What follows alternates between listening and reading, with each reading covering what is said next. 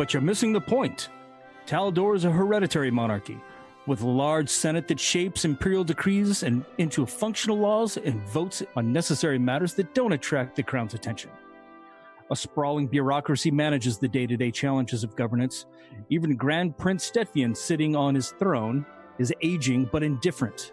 He sits there enjoying the excesses of his wealth and rarely appears in public. The nation's 222 senators do likewise. They have taken a light hand to their governance, letting much of the nation's government run by inertia. While the imperial bureaucracy remains functional, managing crops, news, disaster reliefs, and the like, collecting taxes and settling legal disputes, diligence and efforts are set back by a millennia of cobbled-together offices that often leave departments underfunded, redundant, or entirely understaffed, existing on paper only. Much of the nation's rule falls into these regional nobles, whose quality of life varies depending on the whim of the local lord's whim.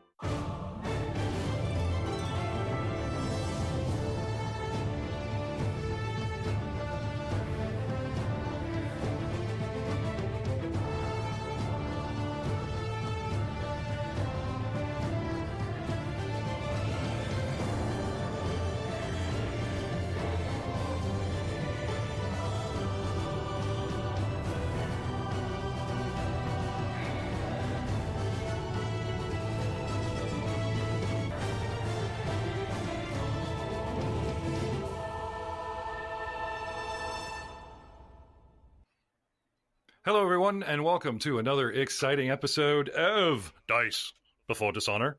Where are we? Are we dicey? Are we besmirched our honor? Well, not yet. They're just getting going. I know it is episode 4 of like 26 episodes, and they're just kind of getting in the door. They're wandering around a gallery. They're stealing.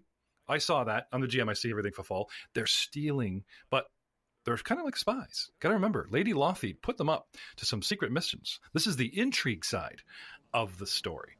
We go now to approximately where we left off. Do you remember how Sir Bartholomew became intrigued with some of the artifacts, the war trophies and such in the gallery, while Fafal and Lord Gildevarth was sort of traipsing off, schmoozing with the curator? Sir Bartholomew, you got very excited about a crossbow. A excited young senator, perhaps senator's aide, standing beside you, says, I know that's what you'd think it would look like. The filigree on the brass and the gold plating on this master... Well, actually, it's a replica. The original was lost. But I could see why you would think that. Did you know? Here. And he kind of like pulls you all the way around the back of the case, which now you realize is the front of the case because it's standing out sort of in the middle of the floor. It's a little plaque on the actual... base where this beautiful light crossbow, it's supposed to be masterwork, you can tell, but like I said, at closer inspection, you can see that it's some of the fittings or whatever weren't sort of tempered to the weapon. They were sort of glued on or added on. But from the front view, as it were, here, and the plaque reads, Dignity's Barb. Yes, of course, Dignity's Barb. My mistake. Knowledge history? Sir Bartholomew? Do I need to be trained in this? Do you need to be what? Trained in knowledge history? Yes. we discovered this last session. Unless you have a few. I have a saying. I've been trying to push this one forward. I'm a Cavalier. Okay. But you do have a military family. So yes. I'll give you a raw, no ranks, to boost a big bonus for knowledge history because of studying, but along with those ranks in said skill, there's your raw intelligence, which boosts it. And since Grandpa and Papa always spoke of it, give me a raw intelligence check. Oh, this will be fun. I get so let me roll a d20 plus my mighty 1.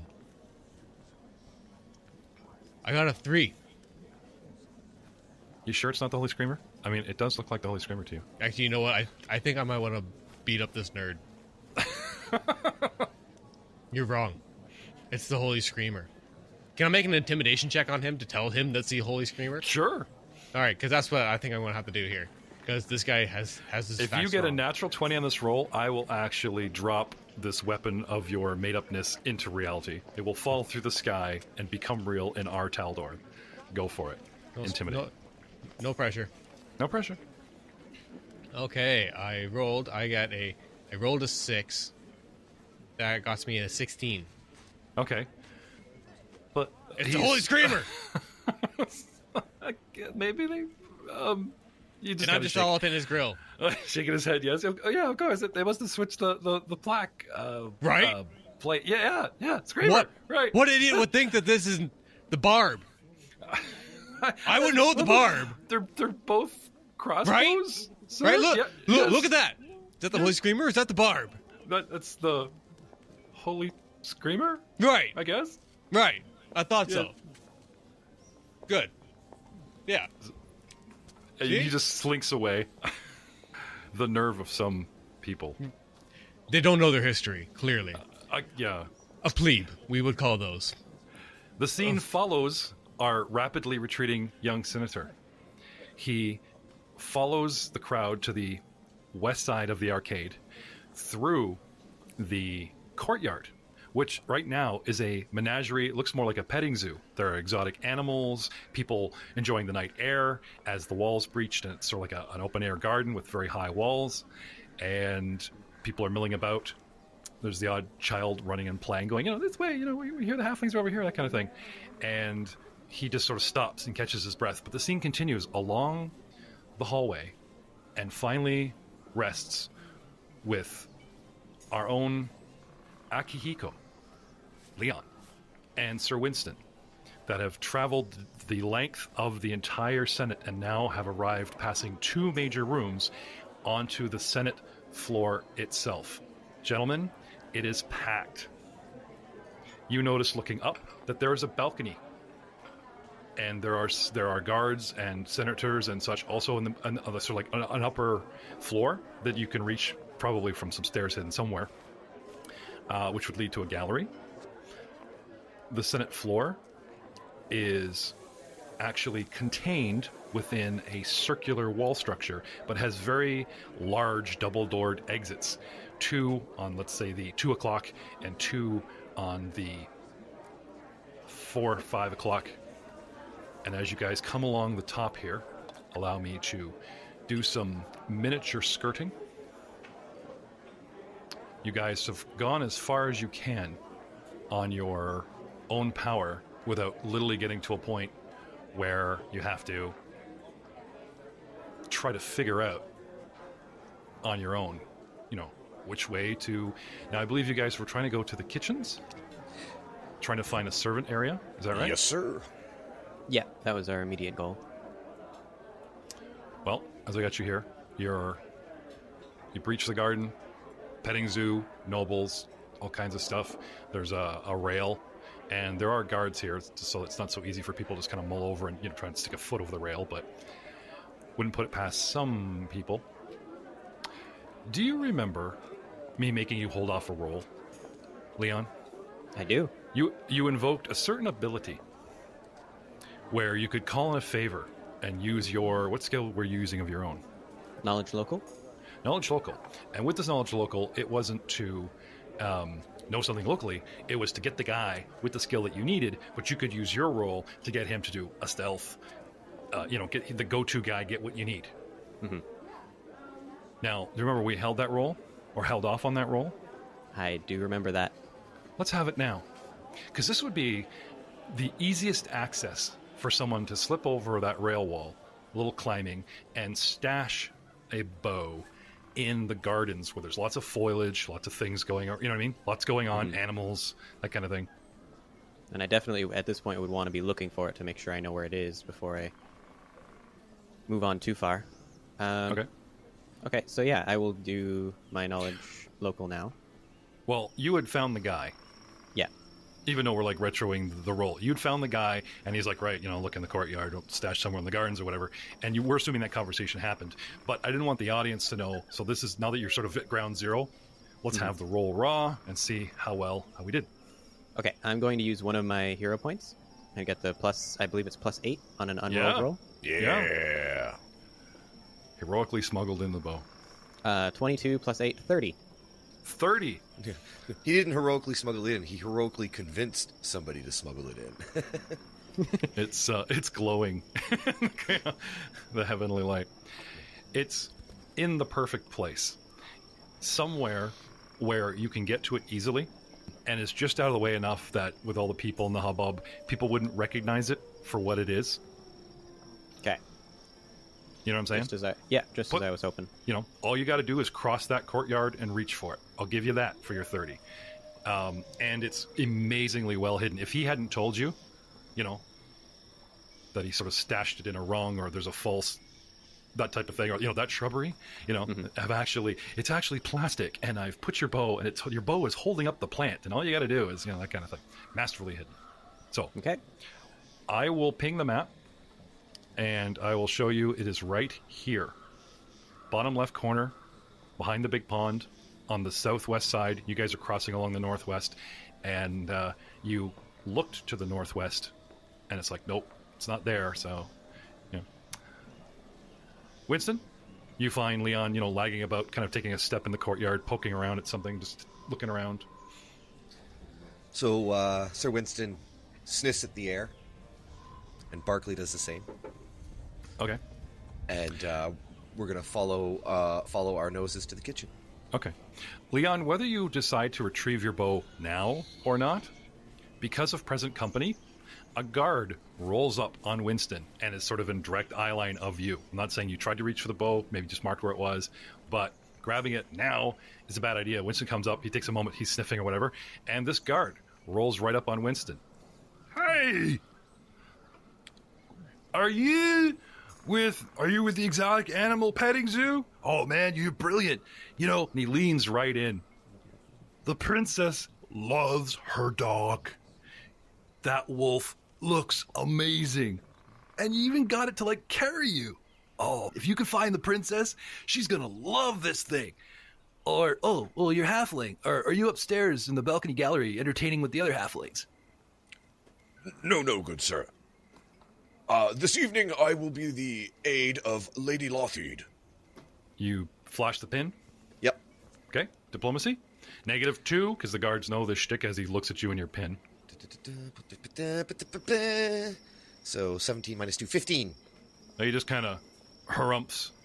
Whatever. Goes back to his post. So What do you want to do, gentlemen? Back to sniffing the air.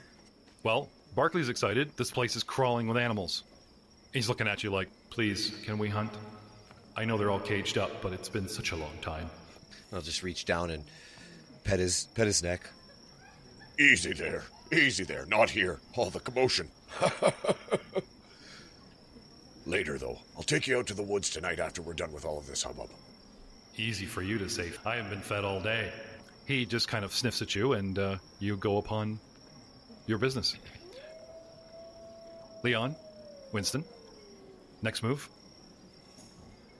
Move towards the aromas of the kitchen. Ah, trying to sniff it out, are you? Okay. Can Barclay have a survival check? Do a little tracking? Track by scent? Yes, he can. Un momento, por favore. This is a plethora of smells. Stone floors, like 200-300 people more. Food being carried around to them. You know what I mean? To find its source, this could take some serious Scooby-Dooing. Oh, man. Bloodhounding. But, gotta start somewhere. Leon. Guard goes back to his post. As predicted, Winston is asking Barclay to find food. Then they have a quiet conversation as Barclay finds, like, raw, still clucking kind of food over there by a pen. They're having a little disagreement between master and mount. What do you do? At first, Leon looks on kind of confused. He was under the impression that the two of them, or that at least Winston had already been to the kitchens and would know his general direction towards it. But nevertheless... You can ask him. Winston, Well, you've never been in the Senate, inside the Senate in your life. Never before in my entire life. But Barclay's knows certainly, I'm assuming, is going to have picked up on the scent of the kitchens because I got a 20. With a 20? Okay. He kind of comes up, and even though you guys are at the north exit, he becomes interested and starts wandering towards the south exit as more waiters and tray platters are like a 2 or 3 for 1 versus the top are coming constantly out of that exit down the bottom there. Right by somebody's bow. Right. This way, Leon, this way. Kind of gesture the motion towards the way we're going to head. All right. Leon, do you want to make a grab now or just mark it for later? I think I will mark it for later. It's still a little too crowded. It's early. There are Yeah, rooms it's to early. explore and influence. There are major events that are going to happen as flags go up. There are important people to influence later. You got a lot going on before you're like, that's a very large weapon you have there, young man. You don't want that kind of Exactly. going on. Avoid Okay. attention for now. All right. So, following Winston, Indeed, I am. following Barkley. All right. Indeed, I am. All right. Barkley, you come to a crossroads. We head past an area that all of a sudden is kind of quiet. Above you, now that you're on the sort of south wall of the Senate, moving into the large Senate floor itself, there's an area that's kind of closed off, and at a glance, you see like just kind of two shady-looking merchant senators exit purposely. One goes out the top, and a few moments later, one comes whistling at the bottom right past you, sees you, and just kind of has that look of like guilt on his face, and then just kind of walks away. Interesting. Can I have a sense motive check, gentlemen? Certainly can. Absolutely. Oh, Winston, sense that motive, buddy. Sense motive, 17. 9. Perhaps that's the privy, Winston. Leon, that contained structure, you would guess, is where a lot of backdoor deals and certain senators that, don't want to publicly work things out or tag team or, alliances made and broken for the real game that comes on the senator floor, whether they pitch each other, pose each other. Real Hamilton, room where it happens kind of stuff. Would be your guess. Okay. Seems we have passed the closed doors, as it were, of the Senate. Barkley, keep on tracking. He keeps on sniffing. You want another roll? Yep. 23. He's good at this. You can see how the hallway, there's so many exits and entrances, but there's this hallway itself, the structure kind of maintains a 10-foot wide space, and there's just a steady stream of servants and trays kind of coming and going as we work away along the south side of it here, and then eventually exiting out of the southwest portion of the circular structure, which is the Senate floor, you find yourselves, bingo, this entire area back here, which I will now mark as a 7. Ta-da. There is a curtain you kind of pass through. Okay. The proverbial servant area. Nobles just don't bother going in there. It's not like it's guarded, but Okay. Well, it's the proverbial staff entrance that you guys just kind of breach. I'll take a good look around. Boom! There's kitchens. There's this. There's that. Anybody I recognize? At a glance, no. But the question is, do people see you bringing a hairy dog into the kitchen? We do. They don't like it. Why? I don't care. The head chef himself comes right over. Excellent. What are you doing in my kitchen with that beast? I ain't cooking that tonight. Barkley's like, Cook, where's my Hossenpfeffer? Intimidate. 12. why, since we're officially in the, the servant area of A7, let's see what skills, hold up here, because you guys are immediately trying to, Establish a pecking order. yeah, well, influence and get those skills, build that threshold breach, see what works. Wait, hold on. Is the head cook a halfling? The head chef? Head No. chef? No, okay. No. Right, so again. Cook, where's my Hossenpfeffer? He looks at you flatly and says, any special orders have to be done through the wait staff. You can make requests out on the floor, sir. Now get this animal out of here. He's a health inspection risk. I turn to Leon. Terribly sorry, sir, but they don't seem to want you in here. I definitely do not believe it is myself that is of concern. Well, surely not. And then I'll look at the head chef really intently. Okay. Do you know who this is? And I'll point at Barkley with a diplomacy of 20. Your tone is enough to make him hesitate. He holds up a big meaty fist like he's about to, give you his best guess of what the beastie is. But just the way you go about it with such smooth diplomacy, I go from being unfriendly to... Let's double check my little chart here. Diplomacy. Dun, dun, dun, dun. Unfriendly, 20 plus my charisma modifier. And you just got 20. Well, certainly you recognize Barkley. He was asked here specifically. He has quite the speed to him. I know everything that goes on in my kitchen. I didn't ask for your champion. Not in here. Must have been someone else. Right. So, can you help me with the Hassenpfeffer or not? Sure. I'll put it to the top of the ready-made orders. You got it. Anything for the champ. But I'm afraid he can't stay here. Quite right, quite right. Fair enough. And I'll wheel him around and walk him to the edge of the curtains. Yep. And then he turns to Leon. as I'm walking away, I'll give Leon a wink. You're on your own now, kid. I did what I can. I'll be outside waiting for my meat. Come on, Leon, I know you want to say it. Apparently dismounting is beyond him. Everything you good. Walk on these legs? Sorry. Players can do as they wish. No DM influence. No Santa Claus. And no Uncle Mikey. Well, I'm not going to dismount a wolf in the Senate Hall. Yeah, he kind of stand out. If only there were some place full of animals you could leave him for a little while, but oh well. You wondered why they just let you in the door. Leon turns his attention on you. I was wondering where I might go to make a donation for the festivities. He looks at you shrewdly. What kind of donation? Of the alcoholic beverage variety? Oh. No problem. You've taken up this much of my time. Give me what you got. Tell me who it goes to, what table it's served, all of that.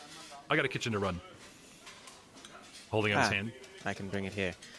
I shall do so. I must return and tell my servants to do it. Of course I wouldn't carry such a thing with me. And he turns around. Humph. He goes back to work. Okay, so Leon, you head back out? Yep. I'm assuming you're both kind of tucked out the curtain going, well, that was close. Dread and Nost runs a tight kitchen. I'm not saying it's Hell's Kitchen, but it's a tight kitchen. Spotted any health violations right away. So, gentlemen, what's your next move? You're an interesting one, Leon. And I like that. What you got in mind? Rub my hands together. Change of scene, and now just you guys are dressed like waiters. You dumped your armor. It's like painted the roof black. No. We have to have Matt. Yeah, you have to be on like Barkley's shoulders with like a big rope. Stand up. Yeah. Just drape the... No. Well, funny enough, guys, your position here puts you in a straight beeline. If you look to your right, to the east, there's a stairwell going up to said balcony and gallery. Oh, really? And you can hear sort of, kid-friendly tambourines, shrill little voices, entertainment. Because suddenly, while Barkley is actually intently planning and nodding and listening to Leon, thinking, well, certain things like, well, I can't dress as a waiter. I mean, but, we got to hear the samurai out on this. That kind of thing going on. One particular voice, a familiar voice. Hey, what you doing here? Rises above the din, and you look up, and at the very top of the stairway, for just a moment, you catch a halfling woman dressed in stark red and black outfit who backs up and sort of gets jostled by a fellow halfling entertainment, gives him trouble, gets him back in, and then she disappears back, out of view up the stairwell. You know that voice. Leon, have you ever been a wingman before? I will be forever in your debt. Please, just make me look good. This way! And I spur Barkley on towards the staircase. Oh god, more stairs. And apparently it's mating season for Master. Will this nightmare never end? Oh my god. You like that? You like the thoughts in Barkley? Thoughts of Barkley? And now, deep thoughts. Just a little something extra. You know, we're always trying to add to the podcast. I'll head for the stairs and the hotness. So I'm cheating here. This is sort of a big open dead area that still represents a whole bunch of the Senate. It still represents the ground floor. But because they literally do not have a map, and apologize for not having said second floor map, I'm going to use this sort of open space. So let's say that where you guys are here, sort of the stairs come up into here, okay? This entire area, this sort of box square and the squares beside it, represent the balcony that overlooks the main Senate area, and it has offices. There's sort of like, you ever go to those malls and they have like, it's like 15, 20 feet wide of like upper floor balcony at each center, that type of thing. But there are doors for like private offices and stores and that kind of thing, lining walls. Now we'll just go with what we got. But you get to the top of the stairs. Can I have a perception check, gentlemen? 9. You see lots of people and nothing stands out at a glance. And you actually, Matt, lose sight of your target. There is an entire troop of halflings, all decorated, all dressed up for children, doing skits, singing songs, having them in little groups of 2s and 4s. One's making little animals out of like wood carvings. You've never seen someone move so fast with a knife. Another one, 2 or 3 are putting on like this sort of impromptu skit. And in the middle of it all, with the biggest audience, is 3 or 4 halflings, and the kids are just, huddled in so close to the entertainers you can't see them. But this group of kids are more excited than anyone else because these halflings are engaging the crowd with, are you ready, kids? That kind of thing. Yeah! It's going back and forth. Oh, no, the Duke is shy. He's got that kind of thing going on. But all you can hear are the kids. I'll approach the commotion. The commotion? Okay. Winston, please Halfling wait, curiosity. wait one moment better first. of me?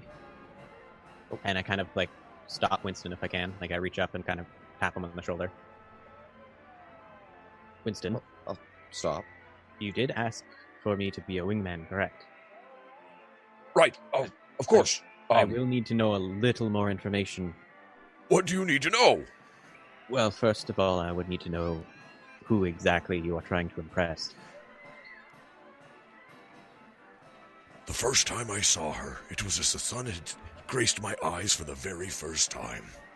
Oh, Lord. And drags him over to a corner. I do not yet know her name. Barkley knows the deal. It's just like you pull and Barkley just nods and kind of like, saunters him to your corner. Sorry, keep going, Winston, but when you come out of your little reverie, you're going to be in the corner of the room. You don't know how he teleported you there. It was as if the angels themselves had deigned come down from heaven and grace her with the most majestic beauty I had seen in all of my days. Big doe eyes, perfect teeth. The list goes on. 3 feet tall, long floppy ears, no teeth. What? Nothing you don't want to know. I don't want to know. That's why I was trying to. My interjection there was sort of a wrap it up. We only have 6 hours at the gala here, Winston. Yep. Anyways, Your mental image is impressive. It unfortunately doesn't exactly help you locate this particular woman. Oh, terribly sorry. She's dressed in a ravishing black and red ensemble. A halfling like myself. Barkley looks disappointed. So we're not going to get wings? Halfling, black and red. Dressed like a jester. Another perception check, gentlemen. laser eyes, go! 11. 17. Well, let's chalk it up to your height advantage there, Leon. You do see 3 halflings, 2 standing back, doing something, kind of waiting for a cue. And then there's one that she is so like nose to nose with the kids, and she's holding up this puppet. And they're talking to the puppet, and she's doing a voice for herself and a voice for the puppet. And even though there's not too much difference for the puppet voice, the kids are just eating it up because of the way she's flopping them around and, that kind of thing. And she's really engaged the kids. Like I said, she's got the really little ones, the younger, the 5 to 8s, that kind of thing. You've got 12-year-olds doing the magician thing with a couple halflings over there. You got a few pissy teens in a corner, whatever, but they're kind of watching a singing performance. It's not too bad, you know. A couple of 14-year-old senator children that are like engulfed in a mini romance going on in, you know, another corner by a bunch of other halflings doing their own sort of Scarlet Knight rendition. And she's right in there. And then the kids part, and you actually can see Winston. You can actually see her.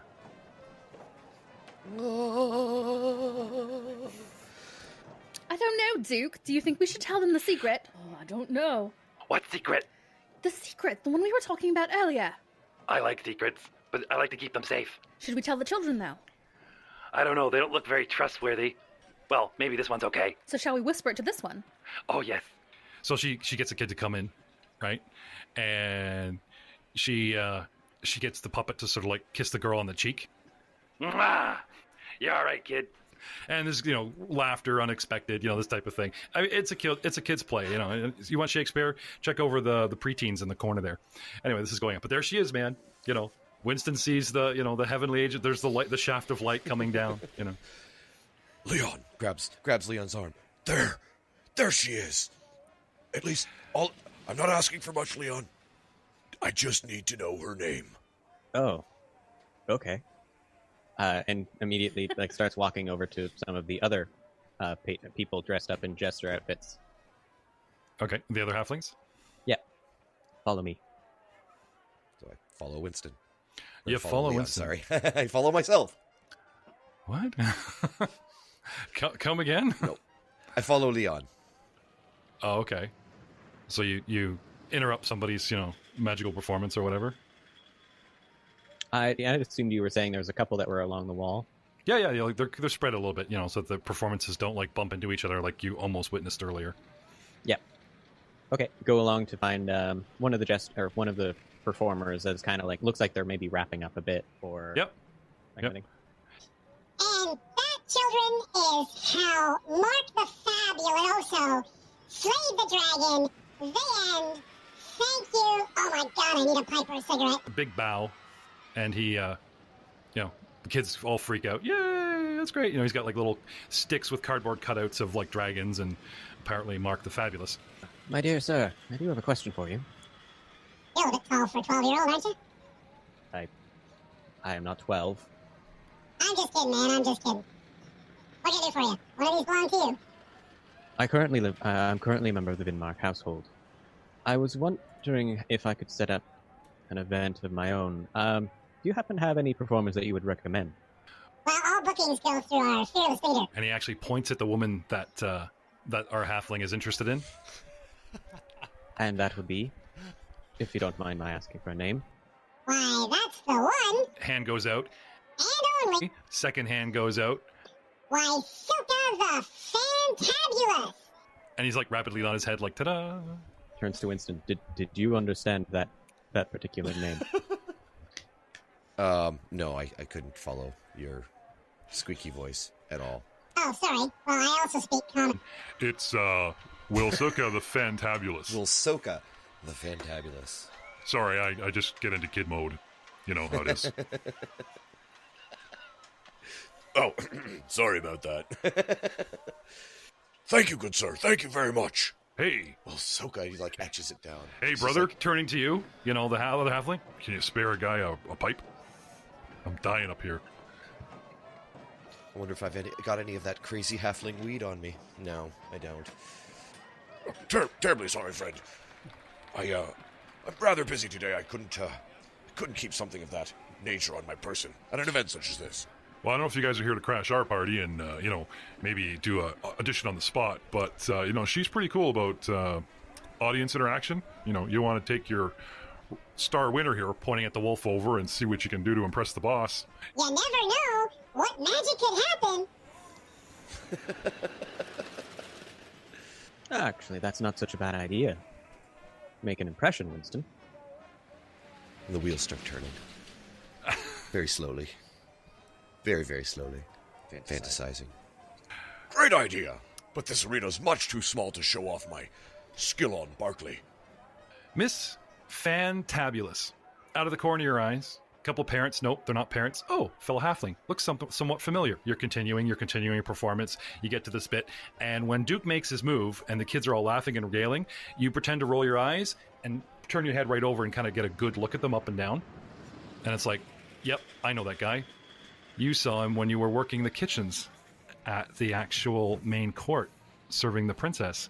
He snuck in and tried to get himself some pudding and plum pie or whatever. Pain in the ass. But Hey, I remember him. That's plum pudding. Hey, plum pudding, get over here. the kids all turn and laugh at the name. True to the name, like her partner said, interaction. While you guys are hesitating and all like, gosh, in a corner, she seems to spot you guys and just calls you out. You on the wolf, come on. You look at her, abash. Me? Like do the point at yourself. Well, come on now. You're not going to make the children wait, are ya? Of course not. For the children! You notice Barkley's ear goes flat. Like, he's not liking this at all. I'm not liking this one bit. Stay calm, boy, stay calm. Pat him on the neck. Okay. This is my big chance. Don't mess this up, Barkley. Can I have a handle animal? Hey, you never asked me to be your wingman. Handle animal 15. Fine. Master point. Doggy go. Good boy. Some extra hoss and pfeffer for you later. So we Barkley around and head towards the halfling of my dreams. You can bring your friend, too. Two dudes, total noob, amateur, not in the entertainment business, roll up. They're wearing family colors, foreign dignitaries, light armor, they're lightly armed, and they're wearing Senator Aid pins, but you spot the farce of the pin right away. So these are like special guests of somebody. Maybe Buddy has something to do with the petting zoo that's going on downstairs. Some of your troop are down there, trying to help work it, but that was a different contract, whole different set of entertainment. You guys are not dressed appropriately at all. And she would go and grab a couple jester hats and shove them on their heads. 1, 2, 3, even Barkley. But he puts up with it. I'll before she gets to messing up my hair, I'll take the hat. I'm terribly sorry, my lady, but I am here on an official capacity, and if I were to not dress my part, I fear that there would be more of a commotion than I've already started. Kids start clapping and chanting. On with the show! On with the show! Can we pet your wolf? Yay! I don't know, Duke. Do you think it's a good idea for them to pet the wolf? As long as he's had all the shots, why not? Look, gives Barkley the questioning eye. It's not my hand figures that's coming off. Beware, kids. He looks kind of vicious. I don't know, Duke. You should probably pet the wolf first to make sure it's safe. That's true. I am the noblest one here. All right, Wolfie. Step on up. Prepare to be fondled. I need a major handle animal check because she's holding this puppet right in Barkley's face, and Barkley's like, ears are flat, Oh no! Just her hat starts slipping. What the hell? What'd you get? Handle animal of 8. Barkley turns around. I'll show you, honey. Does a 180 rotation. Tail goes up. Gives her the one eye. Here you go, Duke. Pet this. You want to get to know me? Easy, Barkley. Well, perhaps this was a bad idea. Kids, look over there. That man is swallowing a sword. And she will whip a curtain in front of the wolf and the halfling real quick so the children don't see him. Little Hooting distraction and that type of thing. Let me just light you up here with some NPC sleight of hand, dun dun dun. And Curtin, she's actually got a stick that folds out like a flag. So it's kind of like one of those, pulls out from behind her back and has two hands and just, it's like a giant fan kind of thing. Something interesting on the front of it. And the scene begins to back and forth with Winston trying to get Barkley to participate, Leon just standing there a little confused, and the halfling lady is trying really hard at least to get you to help entertain the kids, if not, see how we're doing. The scene pulls up, floats back over, and comes back down on Lord Varth and Fafal. Do you guys remember how I talked about not only influencing people in the room and interacting with NPCs? There are major NPCs that are going to come out of the woodwork, but there are some that help you as you interact with them. People watch, and some of the skill checks that you guys got off earlier on, perception, knowledge, and whatever that are going on. Remember I was saying I wasn't just trying to be hard on Fafal about people watching him try to do those thefts. People are watching you interact, and you influence the room with your actions, whether you're one-on-one, small crowds, or turn and saying big things, that kind of thing. And if you hit the right skills, every point you get above the DC goes into a threshold pool. And when you get 10 or 15 or whatever in a certain room, an event happens. And last episode, You guys hit both. Nice. And so, yeah. So I'm walking you through this time because it's the first time. Like I said, as you guys get into the other rooms and things happen, I'll keep track and just have them happen. Dun, dun, dun, dun, and maybe make note of it so that you guys know you're doing well, but I won't get into like a big explanation of this and this and then stop quote going, here's the actual reward. You know, it's a little bit more seamless if we get into it. Okay. You know, the other way around. But for our first time here in the Arcade of Triumph, with some certain schmoozing, getting decent perception, knowledge, history, nobility checks, and the like. One, I have already triggered with Sir Bartholomew, where somebody was commenting on the history, or beginning to, about the crossbow he was looking at, Dignity's Barb. And I gave him a last-ditch effort to kind of know this himself, and it kind of went very backwards. And now he intimidated the crap out of this poor guy and ran away, and he believes he's looking at, what was the name of that, Bartholomew?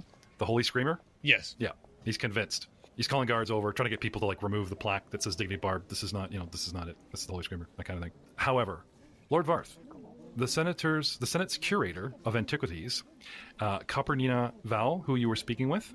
Okay, yeah. At this tier, at this threshold, the second one, as part of the tour, she seems to take a shine to you and believes that you're sort of a history buff at this point. And she offers you 2 little bottles.